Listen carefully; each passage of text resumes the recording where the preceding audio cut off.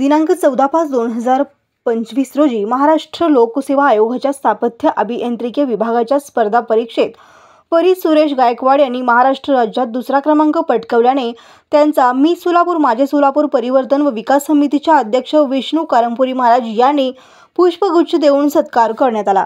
यावेळी ही स्पर्धा परीक्षा उत्तीर्ण झालेले परीस गायकवाड यांनी अनेक किस्से सांगितले।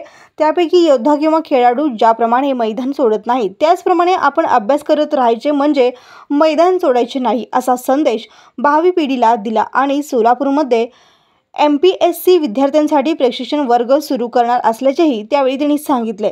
सदर सत्कार प्रसंगी रेखा अडकी, विठ्ठल कुराडकर, गुरुनाथ कोळी, श्रीनिवास बोघा, पप्पू शेख आदी हजर होते।